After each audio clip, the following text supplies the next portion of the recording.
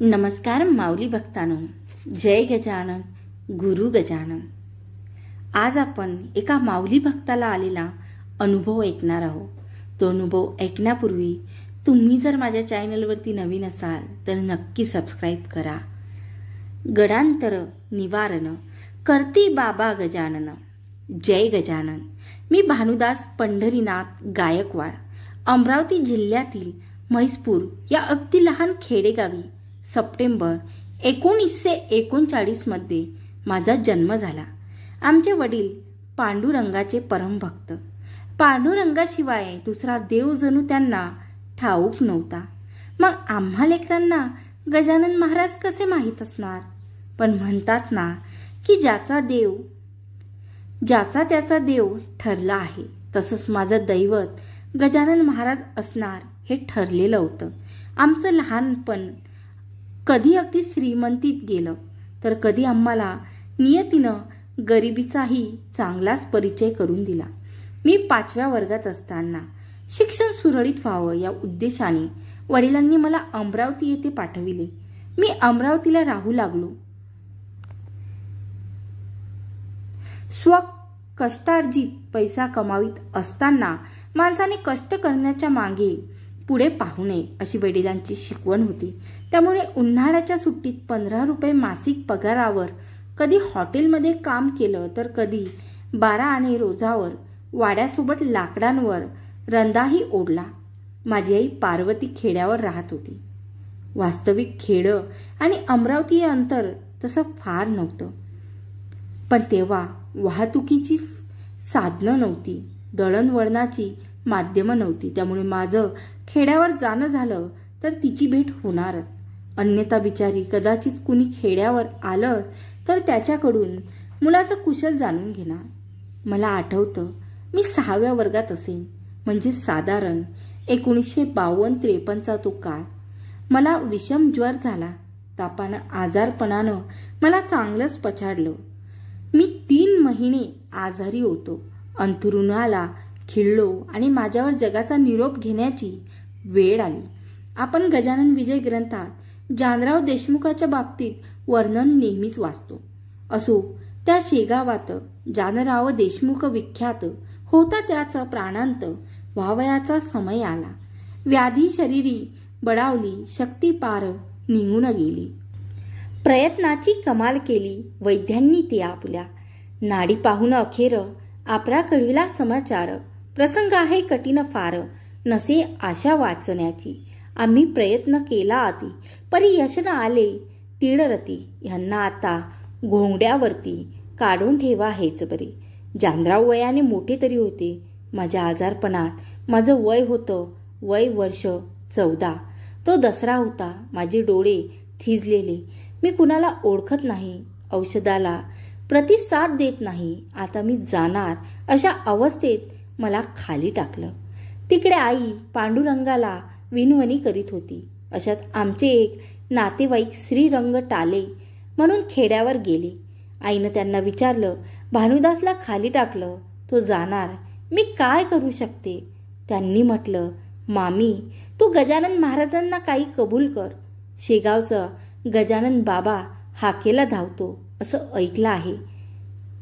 तेव्हा घरी फोटो नव्हताच. आईनं महाराजांना म्हटलं, हे गजानन बाबा, लेकराकडे लक्ष दे.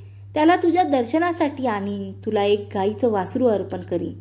तुझ्या पोथीचं पारायण करीन. त्या विजयदशमीला गजानन बाबांनी माझ्या जीवनात प्रवेश केला. तो कायमचा. सगळ्यांना आश्चर्य वाटले, पण माझे प्राण पाखरू वाचले. पुढे यथावकाश शालेय शिक्षण पूर्ण झालं. अनेक ठिकाणी लहान सहान नोकऱ्या आणि कष्टाची कामं करता करता 1960ला रेल्वे पोलीस भरतीचा योग आला.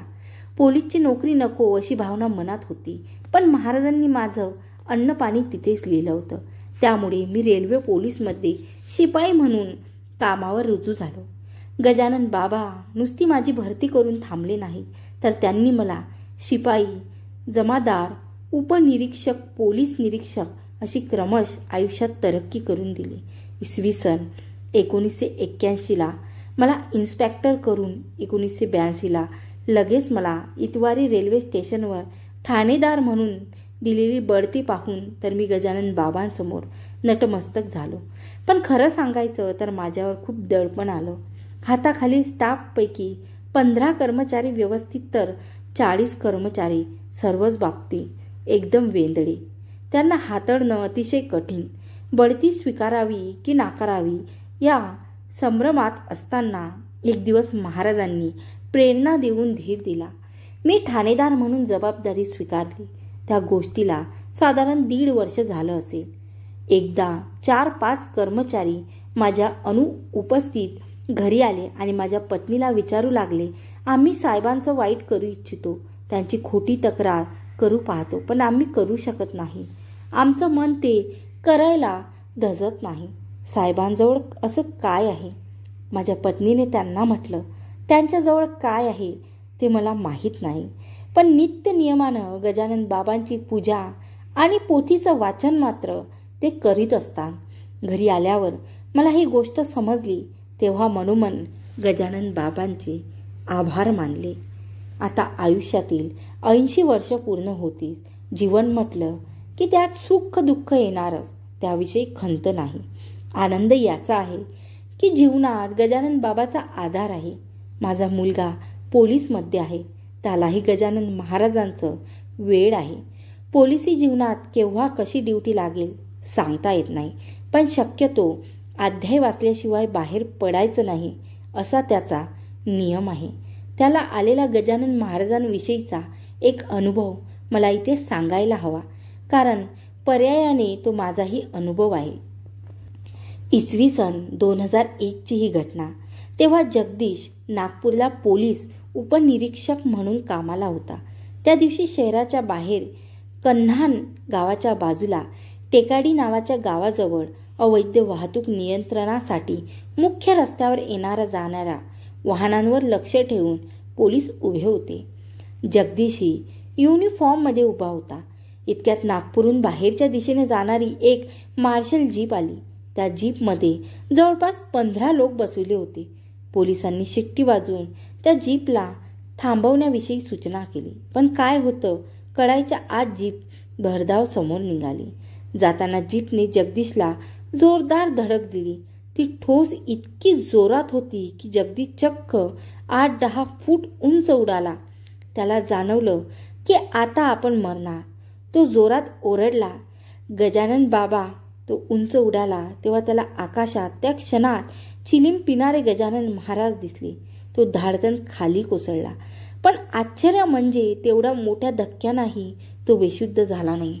त्याला लगेच दवाखान्यात हलविण्यात आले. पुढे त्याच्यावर 5-6 शस्त्रक्रिया कराव्या लागल्या, पण महाराजांनी त्याचं रक्षण केलं. नोकरी करू शकेल अशा अवस्थेत त्याला सांभाळलं. त्याच्यावर आलेलं गडांतर महाराजांनी दूर केलं. दुसरीकडे ठोस मारून पडून जाणाऱ्या त्या मार्शल जीपच्या ड्रायव्हरला बऱ्याच दूरपर्यंत पाठलाग करून पकडण्यात आलं. त्याच्यावर अटेम्प्ट टू मर्डर कलमखाली गुन्हा दाखल होऊन त्याला शिक्षाही झाली. आता आयुष्याच्या शेवटच्या टप्प्यात मी प्रवेश केला आहे. त्या विजयदशमीला गजानन महाराजांनी माझ्यावर आलेलं गडांतर टाळलं. पुढे मुलावर आलेलं गडांतरातून त्याला सुखरूप पार केलं. या घटनांचा विचार जेव्हा मनात येतो तेव्हा गजानन महाराजांना मनापासून एकच विनंती करावीशी वाटते. हे गजानन महाराजा, आम्हा भक्तगणावर कधी काळी गडांतर आलीस तर आम्हाला तुमचा आधार असू द्या, आणि जेव्हा आध्यात्मिक मृत्यूला सामोरे जाण्यास प्रसंग आम्हा भक्तावर येईल तेव्हा भक्तिपूर्ण अंत करणारे त्या प्रसंगाला सामोरे जाण्याचे धैर्य आम्हाला द्या, आणि देह त्याग करतानाही मुखात तुमचंच नाव येऊ द्या. श्री गजानन, जय गजानन, श्री गजानन, जय गजानन. माऊली भक्तांनो, हा अनुभव भानुदास पंढरीनाथ गायकवाड राहणार नागपूर या भक्ताला आलेला आहे. तुम्हाला जर हा व्हिडिओ आवडला असाल तर नक्की लाईक करा, आणि हो, नेहमी आनंदी राहा, दुसऱ्यांना सुद्धा आनंदी ठेवा, आणि हो, महाराजांचे नाम स्मरण सतत करत राहा. जय गजानन, गुरु गजानन, श्री गजानन. गण गण गणात बोते, गण गण गणात बोते.